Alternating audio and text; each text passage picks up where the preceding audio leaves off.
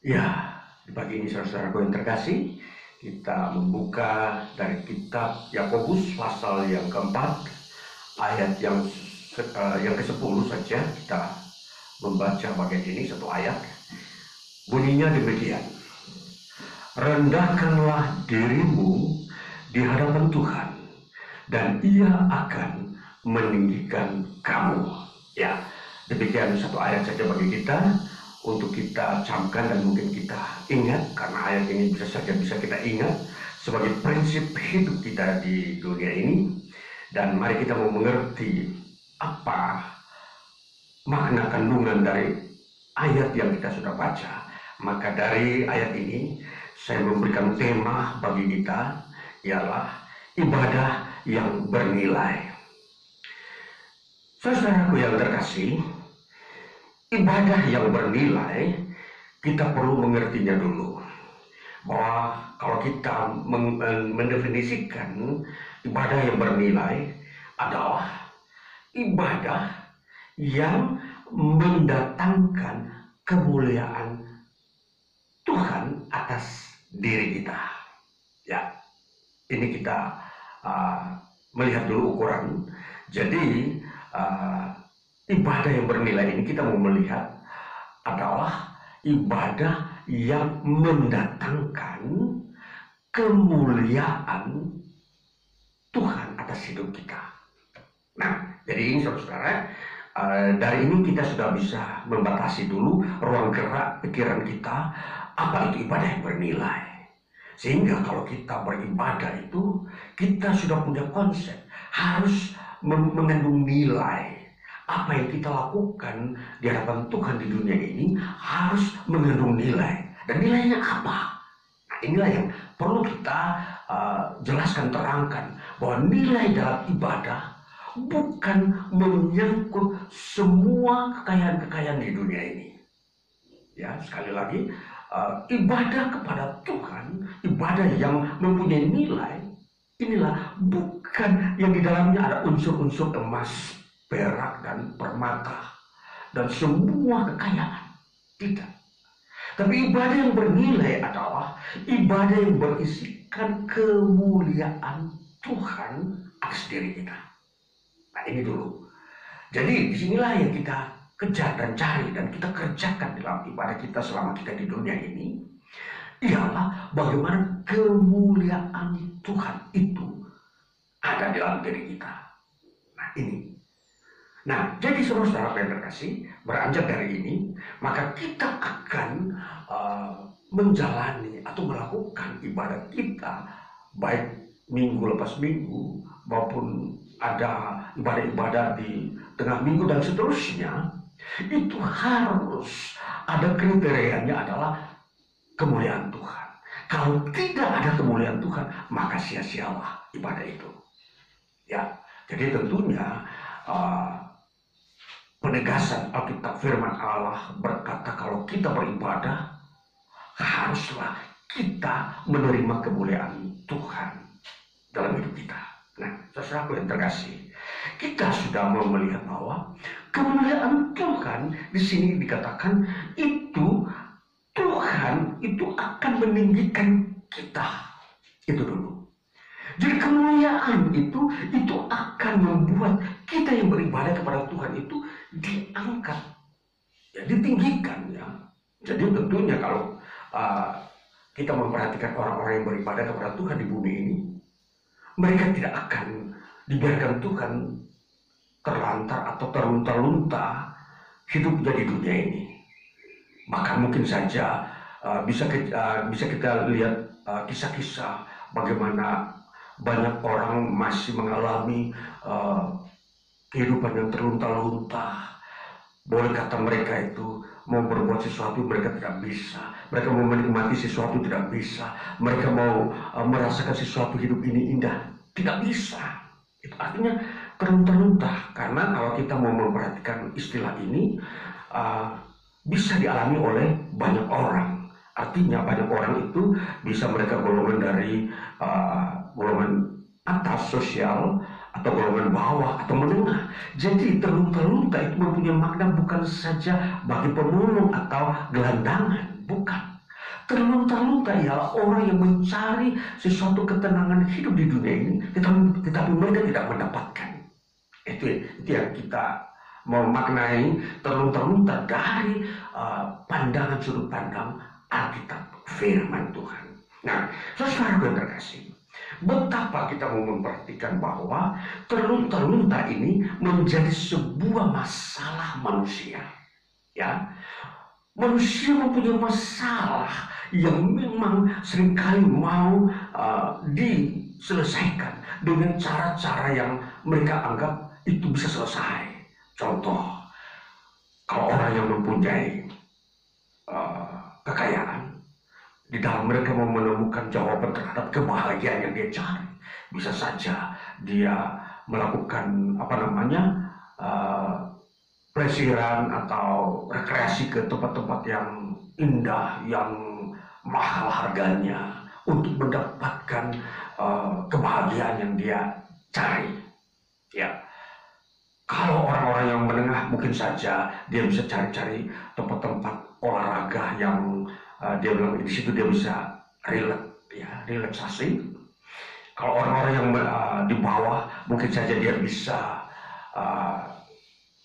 berkumpul dengan rekan-rekannya yang di situ bisa mereka saling sharing atau apa saja yang mereka bisa kerjakan sebagai manusia. Ini fakta-fakta yang kejadian kalau kita melihat lingkungan sosial kemanusiaan di muka bumi, kejadian-kejadian semua yang terjadi berkembang itu tidak lain adalah untuk mengisi sebuah permasalahan yang manusia sedang hadapi, ialah terlunta-lunta jiwanya. Nah, saudara yang terkasih, sekarang firman Tuhan berkata, rendahkanlah dirimu di hadapan Tuhan dan Ia akan meninggikanmu.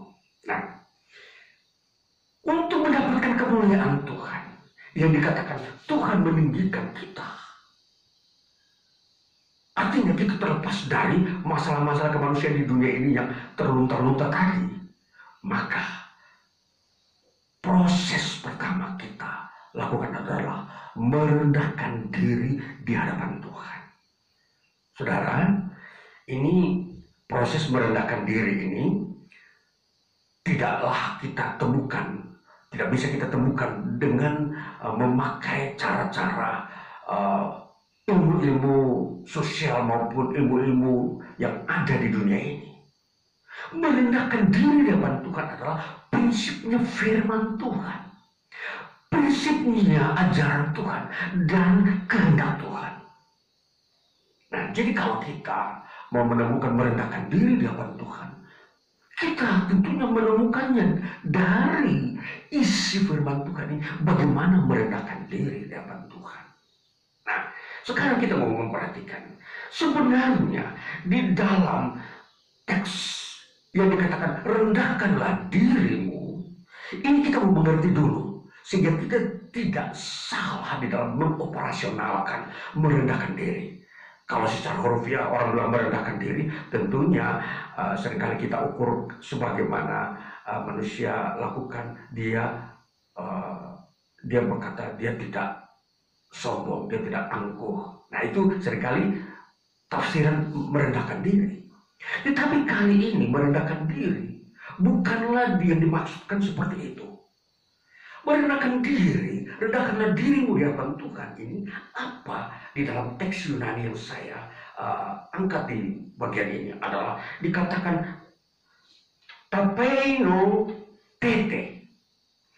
Tapeino tete ini artinya hidup sederhana. Sekali lagi, dan mendisiplinkan diri. Dua makna dari kata tapeino tete ini yang diterjemahkan dalam bahasa Indonesia tadi, rendahkan diri, itu sebenarnya maknanya atau maksudnya adalah hiduplah sederhana. Nah, saudara-saudara, jadi merendahkan diri itu tidak lagi kita menyasar ke pengertian duniawi yang gampang kita lihat, tapi setelah kita menelusuri penggunaan teks Yunani ini, maka kita menemukan maknanya. Tapi NOTT adalah hidup sederhana. Pertama. Yang kedua, mendisiplinkan diri. Nah, sekarang kita sudah menemukan bagaimana makna kata sebenarnya merendahkan diri di depan Tuhan. Sehingga dari situ kita menemukan Tuhan meninggikan kita di dalam ibadah kita. Nah, tentunya kita melihat ketika kita beribadah, dikatakan, rendahkanlah dirimu di hadapan Tuhan. Ibadah yang merendahkan diri di hadapan Tuhan itu adalah ibadah yang sesuai dengan ajaran Alkitab. Jadi, kita tidak memakai mode-mode dunia yang dikatakan beribadah hanya kepada Tuhan. Beribadah kepada Tuhan harus ada penjelasan berikutnya, yaitu dengan cara merendahkan diri di hadapan Tuhan. Itulah ibadah yang bernilai. Saudara-saudara, nanti kita mau melihat bahwa ibadah yang bernilai inilah yang kita temukan di tengah-tengah orang-orang yang memang nanti mereka adalah orang-orang beriman dan orang-orang yang diberkati Tuhan sepanjang hidup mereka di bumi ini. Maka mari kita menerapkan pola ibadah kepada Tuhan yang merendahkan diri di hadapan Tuhan. Saudara-saudara, kalau kita mau memperhatikan, seringkali model-model yang berkembang di dunia sekarang ini, ibadah yang memang kelihatannya banyak mereka berkumpul di sebuah lokasi tempat gedung yang tentunya di situ bisa menampung berapa? 10.000 bisa, 20.000. Apakah ini bisa dikategori sebagai ibadah yang merendahkan diri di hadapan Tuhan? Mari kita coba koreksi. Apakah tujuan mereka datang ibadah yang 20.000 yang bisa berkumpul ramai-ramai? Di situ tujuannya menghasilkan kemuliaan Tuhan dalam diri mereka. Yang ini Tuhan meninggikan diri mereka, memberkati mereka, memelihara hidup mereka sepanjang hidup mereka di dunia ini sampai kedatangan Tuhan kedua kali. Nah, ini yang harus kita bahas. Kita harus terbuka menjelaskan bagaimana ibadah yang bernilai. Nah, itulah sebabnya saya angkat di hari ini, supaya kita mencari ibadah, melakukan ibadah yang bernilai, bukan ukurannya kepada jumlah orang yang hadir, tetapi hasil ibadah itulah yang harus mendatangkan kemuliaan atas diri kita. Jangan kemuliaan itu kosong dan hilang, dan yang hanya kita dapatkan hanya sebuah pertemuan-pertemuan dengan sesama manusia. Jangan yang kita kejar seperti itu. Kita rugi dan kita bisa saja ditolak oleh Tuhan kalau kita datang beribadah hanya mencari komunitas, kehidupan kemasyarakatan, kehidupan persahabatan sosial. Kalau kita hanya cari itu, maka kita kehilangan kemuliaan Tuhan. Kita kehilangan kesempatan di mana Tuhan mau memberkati kita, memakai kita. Kita kehilangan itu. Nah, saudara, jadi kita mari memperhatikan, mulai hari-hari ini, memperhatikan, memperbaiki pola ibadah kita.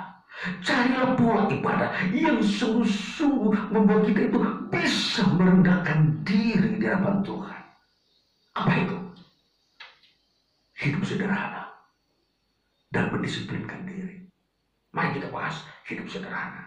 Di dalam kitab Yakobus dikatakan hidup sederhana itu sebenarnya bertentangan dengan apa yang dikatakan di dalam ayat yang ketiga pasal 4 ini. Dikatakan begini, atau kamu berdoa juga tetapi kamu tidak menerima apa-apa karena kamu salah berdoa, sebab yang kamu minta itu hendak kamu habiskan untuk memuaskan hawa nafsu. Jadi ini saudara-saudara, hidup sederhana adalah hidup yang berlawanan dengan yang memuaskan hawa nafsu. Saudara-saudara, dikatakan banyak orang berdoa, betul, kelihatan berdoa, kelihatan mereka beribadah, tetapi beribadah hanya untuk memuaskan hawa nafsu. Artinya kemanusiaan, hanya untuk menyenangkan jasmani. Itu yang dimaksudkan di sini. Ini sebenarnya hawa nafsu ini dalam kata Yunani dikatakan hedonisme. Hedonisme artinya sebuah gaya hidup berfoya-foya.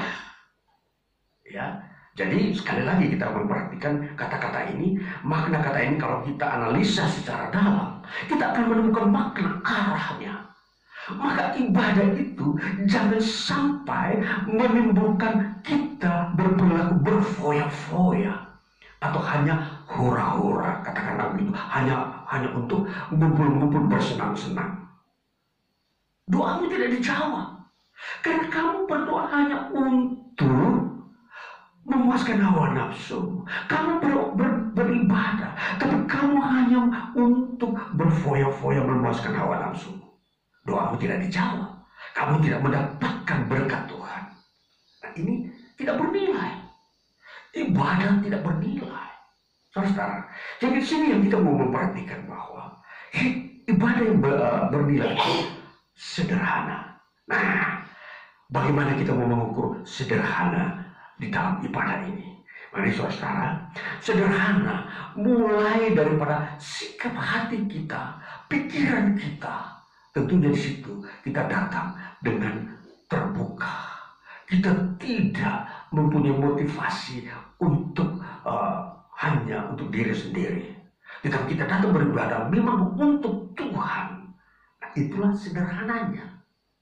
Terus kemudian sederhana yang berikutnya adalah kita tidak mencari apa yang kelihatan oleh mata manusia, yaitu hal-hal yang memang dunia sekarang ini selalu mengejarnya, ialah materialistis. Dan yang ketiga, di dalam ibadah yang bernilai, yang mengandung unsur sederhana adalah ibadah yang tidak mementingkan diri sendiri.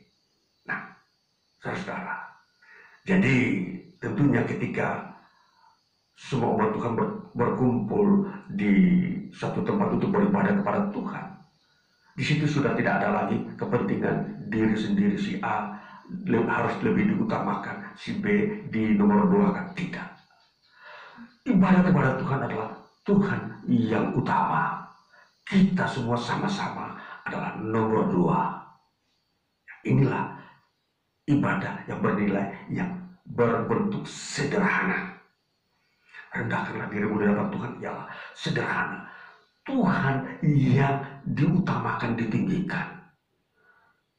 Jadi di situ bukan lagi pendeta majelis atau orang-orang tua-tua di situ yang diutamakan. Tuhan yang utama. Pendeta waktu majelis mengerjakan pekerjaannya Tuhan. Maka kita semua sama-sama memandang Tuhan. Dia yang utama. Ini berarti kita sudah tidak mementingkan diri sendiri. Sudah tidak ada kepentingan kekuasaan individu ketika kita beribadah kepada Tuhan. Inilah ibadah yang bernilai. Semua merasakan hadirnya Tuhan. Semua ingin merasakan kemuliaan Tuhan masuk di dalam setiap hati pikiran kita. Sehingga kita pulang ke rumah kita penuh dengan kemuliaan Tuhan. Ini saudara-saudara terkasih. Ini yang menjadi penegasan firman Tuhan. Yang harus kita bicarakan, kita tampilkan ke depan. Permasalahan ibadah kita harus bernilai. Jadi jangan kita mengisi ibadah untuk rutinitas. Yang penting saya sudah datang, memperlihatkan wajah saya. Itu bukan penegasan ibadah kita kepada Tuhan. Kalau kita hanya seperti itu, kita akan rugi. Kita akan direndahkan Tuhan. Karena kita tidak meninggikan Tuhan.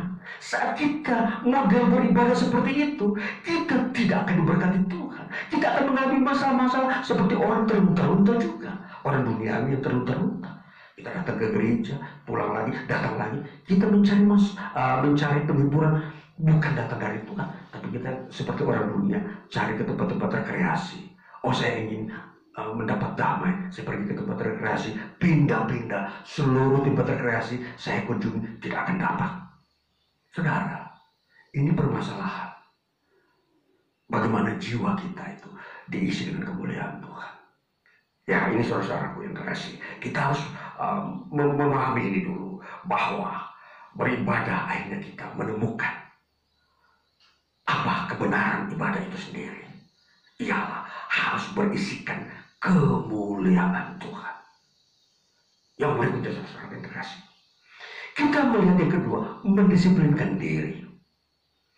Di dalam makna yang tadi merendahkan diri di hadapan Tuhan, ya tapeno tete tadi. Makna yang kedua adalah mendisiplinkan diri. Kembali, mendisiplinkan diri. Kita membaca dalam ayat yang keempat dikatakan, ini sebuah perlawanan yang pasal 4 ayat 4 dikatakan, hai kamu orang-orang yang tidak setia. Tidakkah kamu tahu bahwa persahabatan dengan dunia adalah permusuhan dengan Allah? Jadi barang siapa hendak menjadi sahabat dunia ini, ia menjadikan dirinya musuh Allah. Saudara-saudara, apa yang dimaksudkan dengan merendahkan diri ini dengan makna yang kedua, mendisiplinkan diri? Ialah kita tidak gampangan bersahabat dengan dunia ini. Nah, ini semua disiplin.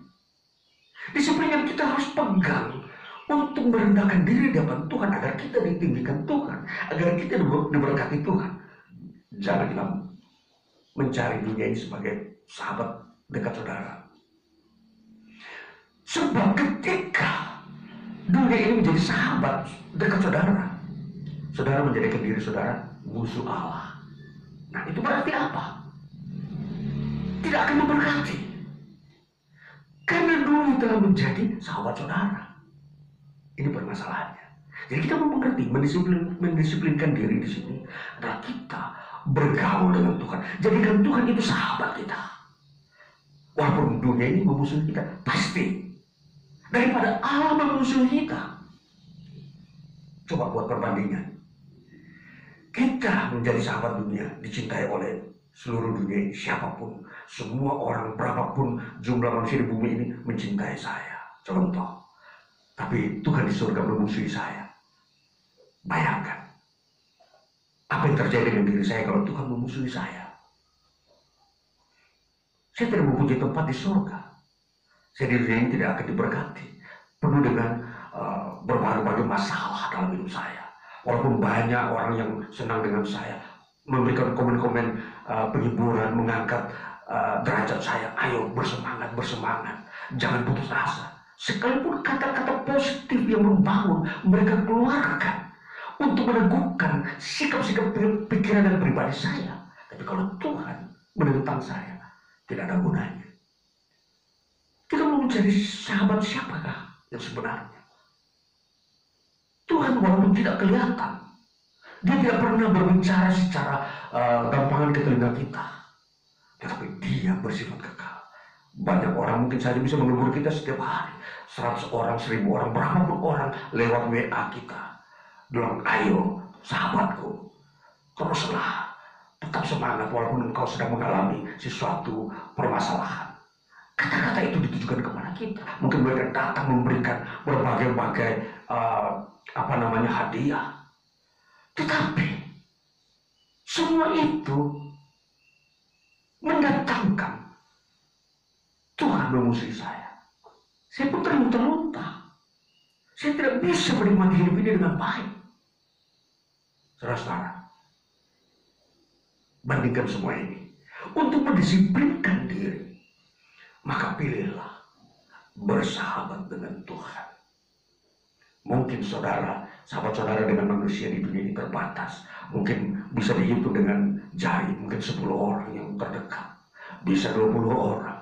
Mungkin bisa lebih dari itu, bisa terjadi. Tetapi tidak semua orang akan menjadi sahabat saudara. Nah, ini yang perhatikan. Yang penting, kita menjadi sahabat Tuhan.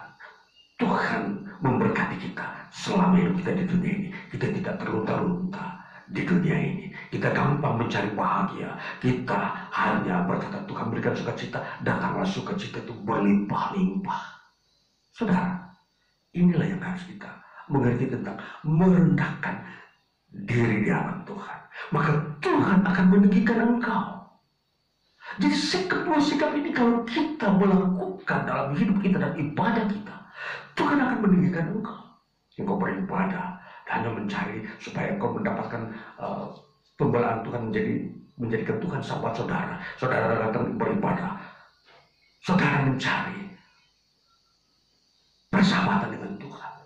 Inilah yang menyebabkan saudara diangkat oleh Tuhan, menyebabkan saudara diberkati oleh Tuhan.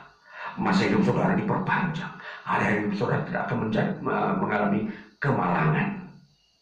Ini yang harus kita perhitungkan. Maka mulailah kita memakai prinsip di dalam menjalankan ibadah. Pakailah prinsip Alkitab. Jangan ditinggalkan, jangan dilepaskan. Ini prinsip yang kekal. Rendahkan dirimu di hadapan Tuhan. Ya. Sudah yang tadi, kita tidak berfoya-foya, tetapi sederhana. Yang kedua, kita mendisiplinkan diri kita.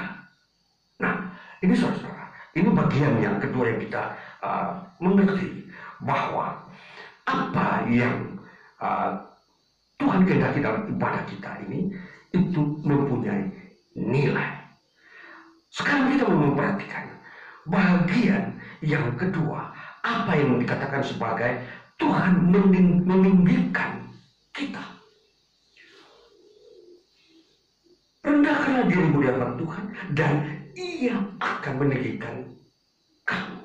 Saudara, di dalam meninggikan, kita memperhatikan lagi. Di dalam teks Yunani memakai kata hupsose.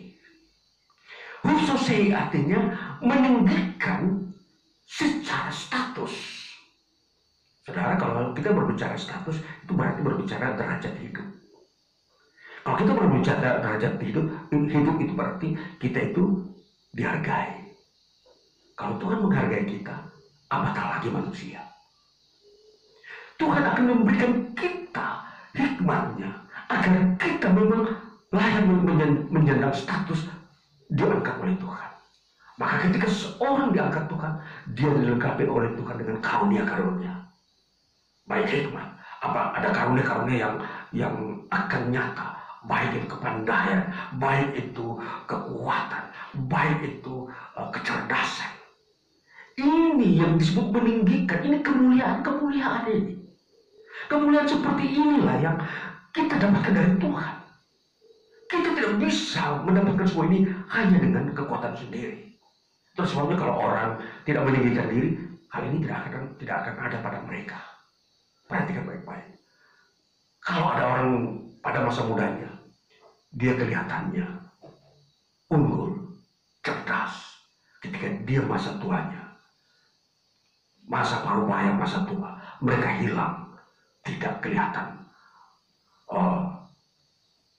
karunia-karunia kemampuan yang mereka punyai. Karena mereka hanya mengandalkan kemampuan sendiri. Ini ada batasnya. Apa yang dikerjakan usahakan manusia itu tidak bersifat kekal. Ada batas waktu kadaluarsa, dia akan hilang. Seperti kalau kita perhatikan baterai kalau dipakai terus, tidak cas, dia akan lowbat ya, baterainya habis.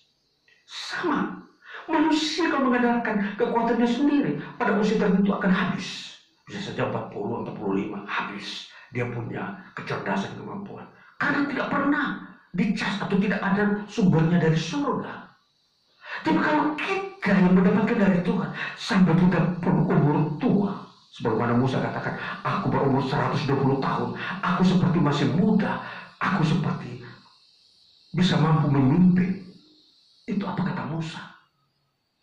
Ini pertanda orang mendapatkan sumber-sumber yang dia pakai di dunia ini dari Tuhan. Itu karena apa? Dia bersahabat dengan Tuhan. Saudara-saudara yang terkasih. Jadi Tuhan meninggikan. Itu artinya di situ menangkap status. Dan kalau status ini, kalau sudah dikerjakan oleh Tuhan di bumi, maka sampai di surga pun akan bersifat sama. Kalau Tuhan mengangkat Musa sebagai pemimpin di dunia ini atas Israel, Musa pun akan menjadi tua-tua di kerajaan surga. Sebagaimana apa yang murid-murid melihat ketika Yesus dan Musa dan Elia bercakap-cakap di atas sebuah gunung, di mana di situ terjadi transfigurasi. Yesus menampakkan diri kepada murid-muridnya,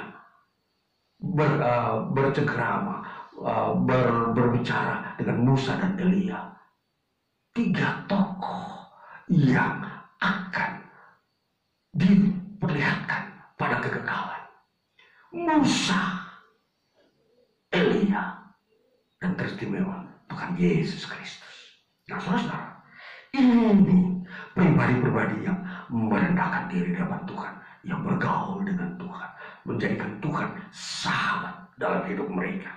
Saudara yang terkasih, lalu kita lihat bahwa di dalam 1 Timotius 3 ayat 16, kita mau membuka ayat ini dulu untuk kita mendapat sebuah penegasan bahwa ibadah kita yang bernilai adalah seperti apakah itu.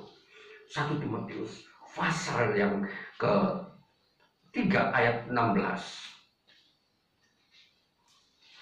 1 Timotius 3 ayat 16. Dan dikatakan begini. Dan sesungguhnya agunglah rahasia ibadah kita. Dia yang telah menyatakan dirinya dalam rupa manusia, dibenarkan dalam roh, yang menampakkan dirinya kepada malaikat-malaikat, diberitakan di antara bangsa-bangsa yang tidak mengenal Allah, yang dipercayai dalam dunia, diangkat dalam kemuliaan. Inilah ibadah kita, rahasia. Rahasia ibadah kita yang bernilai di sini. Kita beribadah itu di dalam roh, di mana di situ dikatakan roh itu Kristus yang sudah menyatakan dirinya dalam rupa manusia, kemudian dibenarkan dalam roh, menampakkan dirinya kepada malaikat-malaikat. Saudara, jadi ketika kita beribadah kepada Yesus Kristus dalam ibadah yang bernilai ini, maka di situ ibadah itu ibadah yang dikerjakan oleh roh, bukan oleh daging manusia. Roh Allah yang mengerjakan itu semua. Jadi ibadah kita di dunia ini janganlah karena kita hanya ingin tampil secara manusia saja bahwa kita ini beragama. Kalau kita hanya tampil sebagai manusia beragama, kita mengerjakan pekerjaan manusia, bukan pekerjaan roh. Itu karena kita hanya mau mengejar nilai-nilai yang manusia pakai, bahwa kita orang beragama. Jangan, saudara. Jadi ibadah yang bernilai yang kita kejar, di mana di situ roh Allah hadir, roh Allah yang mengerjakan semuanya itu. Dia yang menata, mulai dari nyanyian, pujian, mulai dari kesaksian sampai pemberitaan firman. Itu dikerjakan oleh roh, kehendak roh. Nah, saudara, kita mau memperhatikan bagian-bagian seperti ini, sehingga itu kehadiran kita di situ ada nuansa roh. Roh Allah menjamah kita, mengisi hati kita yang kosong ini dengan kemuliaan-kemuliaan Tuhan dari surga. Dan ini yang sesungguhnya yang Tuhan kehendaki. Ibadah seperti inilah yang Tuhan ciptakan. Siapa yang mau masuk di dalamnya, Tuhan akan memberkati dia. Masuklah dalam ibadah seperti ini. Jangan mengejar ibadah yang hanya menampilkan popularitas. Masih banyak orang mengibaratkan ibadah itu seperti sebuah acara-acara sukacita atau sukaria, di mana manusia harus bersukacita di tengah-tengah banyak orang, dan bahkan orang-orang yang notabene dikatakan orang-orang yang rohani. Ya, ini kita harus benar-benar pastikan kalau mereka mengutamakan roh Allah dalam kesederhanaan yang dikerjakan oleh Kristus dan firman-Nya, maka saudara siapapun yang datang di tempat itu, tidak ada seorang pun yang kosong pulang.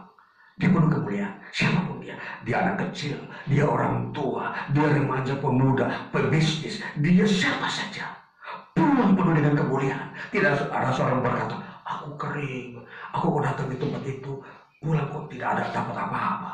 Jangan, saudara. Kalau itu terjadi, harus saudara pertimbangkan kembali. Apakah benar tempat di mana saudara hadir beribadah, apa benar itu dikerjakan oleh roh? Apakah itu motifnya adalah merendahkan diri dalam Tuhan? Motifnya adalah untuk menciptakan saudara semakin menjadi sahabatnya Tuhan? ini, saudara.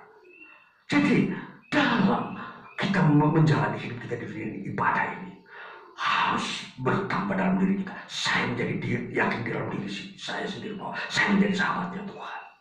Saya menjadi sahabatnya Tuhan. Tuhan akan menyertai saya sepanjang masa hidup saya di dunia. Dan penyertaan Tuhan ini, perjanjian Tuhan itu bersifat kekal. Kalau kita memang mau mengambil langkah ibadah yang bernilai ini. Saudara, ini firman Tuhan yang kita terus kaji dan kita harus diisi hidup kita sehingga kita tidak terlena oleh dunia ini yang hanya bagaikan fata morgana menampilkan kebahagiaan-kebahagiaan yang palsu, kesenangan-kesenangan palsu, datang senang pulang berduka, datang senang pulang berduka. Itu bukan pekerjaan roh. Sekali orang datang kepada Tuhan, dia seterusnya akan menjadi daya tarik Tuhan untuk datang supaya dia tetap bersuka cita. Dia tidak akan bosan datang ke rumah Tuhan karena di situ tempat dia mengalami bersuka cita. Itu pekerjaan roh. Dia datang ke gereja, dia pulang ke rumah, dia bersuka cita bertambah hari-hari hidupnya, sehingga minggu berikutnya dia datang lagi. Dia ingin dapat tambah lebih banyak. Karena di dalam rumah Tuhan itu dikerjakan oleh roh yang memberikan damai sukacita bagi dirinya. Nah, ini motif ibadah yang bernilai. Kemuliaan Tuhan, ini kemuliaan. Sukacita yang tidak bisa dirampas oleh dunia, tidak bisa diambil oleh waktu ketika kita melewati hari ibadah kita. Hari minggu ibadah, hari Senin dia tidak akan hilang, hari Selasa tidak akan hilang, hari Rabu terus tidak akan hilang. Kembali hari Minggu ditambahkan lagi. Tidak akan hilang. Dan ini menjadi pengalaman. Kita ditinggikan oleh Tuhan. Ini yang orang kita kerjakan, saudara-saudara. Itulah sebabnya ini dikatakan rahasia 1 Timotius 3 ayat 16 tadi. Ini adalah rahasia ibadah seperti ini. Tidak semua orang bisa memahami ibadah yang bernilai ini. Ibadah yang seperti ini itu hanya ditemukan oleh orang-orang yang mau merendahkan diri sungguh-sungguh. Dia tidak mempunyai motif kepentingan diri sendiri dalam dia beribadah. Dia hanya untuk memuliakan Tuhan. Dia hanya ingin menjadikan Tuhan sahabatnya. Sehingga ketika dia berkumpul, bahkan hamba Tuhan sekalipun menjelas di gereja, mereka sama-sama berbahagia menjadi sahabatnya Tuhan dalam hari-hari hidupnya dan pelayanan. Inilah saudara-saudaraku yang kita akan jalani. Mari kita tetapkan diri kita bahwa di dalam beribadah kita menciptakan ibadah yang bernilai ini. Yang ditegaskan di situ adalah sederhana dan mendisiplinkan diri, yang sudah dalam poin yang kita sudah kaji tadi, yang memang dalam uraiannya tadi akhirnya menjadi sahabat Allah dan beribadah tidak mencari keuntungan di dalam ibadah itu sendiri. Maka biarlah kita akan menerima berkat Tuhan di hari ini, karena hari ini kita sedang beribadah kepada Tuhan kita Yesus Kristus. Haleluya, amin. Jadi ini saudara, kita masuk di dalam doa syafaat kita.